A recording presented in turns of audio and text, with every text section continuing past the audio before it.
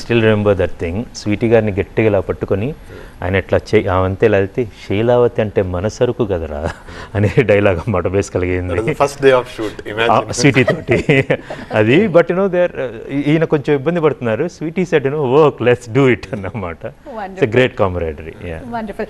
I feel this is the era of knowing history, races గురించి కానీ అది కానీ మనం ప్రెజెంట్ వస్తున్న మూవీస్లో చాలా ఇంట్రెస్టింగ్గా అందరూ ఏంటి మన హిస్టరీ ఏంటి అని తెలుసుకునే చాలా ఆసక్తి అనేది ఒకటి ఈ మధ్యకాలంలో మరింత ఏర్పడింది. దాన్ని మీరు చాలా సెన్సిబుల్గా, చాలా మనసుకి హత్తుకునేలా తీయడంలో మీరు ఇంకా దిట్ట. సో ఈ మూవీ ద్వారా, ఈ మూవీ అనే కాదు, యూజువల్లీ ఈ హిస్టారికల్ మూవీస్ కానీ లేకపోతే మన హిస్టరీని, రేసెస్ని, వీటన్నిటిని తెలిపే మూవీస్ ద్వారా లైక్ ప్రజెంట్ జనరేషన్కి ఏం చెప్పదలుచుకున్నారు? ఇప్పుడు ఏ సినిమా ఇది వచ్చేసి contemporary action, full on action movie. Gautamiputra Satakarni కావచ్చు, అలాంటి హిస్టారికల్ మూవీ. ఏది చెప్పినా సరే that's about a great human life. నేను ఏ సినిమా తీసుకున్నా మీరు క్లియర్గా చూస్తే ఒక హ్యూమన్ ఎమోషన్. ఈ టైంలో శీలావతి అనే ఆమె ఒక విక్టిమ్ అయ్యి, ఓకే ఏదో జరిగింది, ఒక విక్టిమ్ అయింది, ఒక క్రిమినల్గా మారింది, తన మైండ్లో చిప్పిపోయింది, వెళ్ళి ఒకళ్ళ కనపడంలో చంపుకుంటూ వెళ్ళిపోయింది.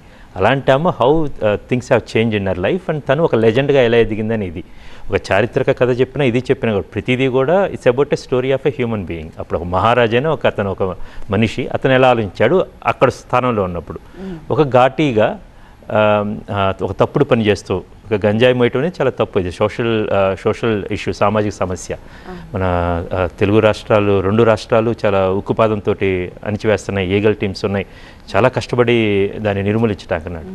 అలాంటి నిర్మూలన ఎవరైతే చేస్తున్నారో, విత్తనం నుంచి వర్తకం దాకా ఎవరైతే చేస్తున్నారో వాళ్ళు ఆపితే ఎలా ఉంటుందనే ఊహతో నుంచి వచ్చిన కథ ఈ ఘాటి. సో ఏది చెప్పినా అది మనిషి గురించి, బట్ సొసైటికల్ స్టోరీ అండి. రైట్.